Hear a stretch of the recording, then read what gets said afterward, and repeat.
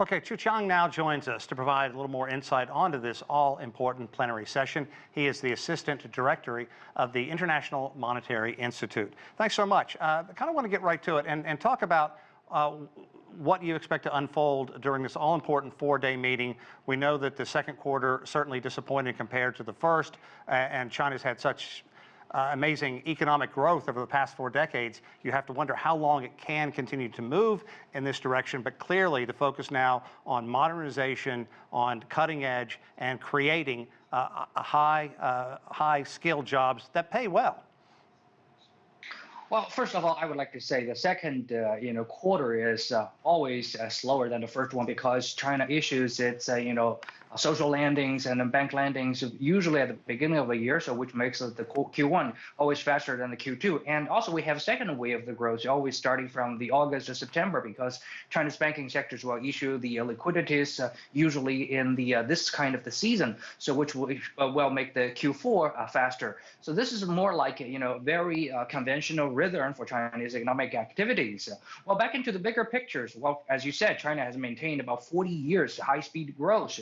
But one thing we need to understand, when the economy grows bigger and bigger, it's getting harder to maintain the same speed of a growth because its size, the sheer size, gets much bigger. But I think China right now is shifting towards the right directions because China are shifting towards the high-tech manufacturing and high-tech services and the more of the high-end consumption because China is shifting from the middle-income country towards a high-income country.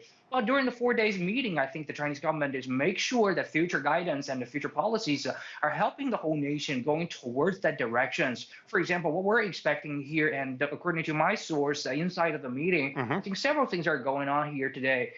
For example, number one is what we call the fiscal and the taxation reform, because China used to have the central level and also the local government level of the taxation separation. And now I think central government is trying to move more of the taxation resources and the fiscal power leaning towards the local government, so they can make sure they have more of their own rights to decide what's going on in the local economy and also be more responsible for the local economic activities. And I think second part is very important, is about holistic market, about integration of the regional market. Well, as in America in the 1920s, in the European Union in the 1960s, when they want to march higher into the bigger economy, they all have one of the campaign that have the holistic market or integration of the regional market. So this unity in the market makes sure America and the European Union become the size of today. Right. And China, even though a very large country, but also they wanted to go towards the same direction to unify every regional market. And the third one, of course, is about supporting high tech and also SMEs. This is what we know.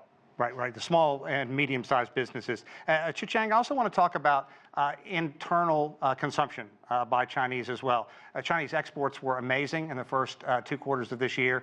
Imports not exactly where they want to be because that consumption hasn't materialized to the degree that China had hoped. What do you think the plenary session is going to do to focus on that and perhaps breathe some more economic life into that? Well, about the trade, export and import, I think export is amazing. We have made about the $99 billion of the trade surplus, which is a phenomenon according to the current backdrop of the international conflict. But about import and the domestic consumptions, I think we're still not meeting our expectations. I think the reason why is we still need to repair people's and families' expectation for the economy and also put into more of the cash and the liquidities in the household sectors.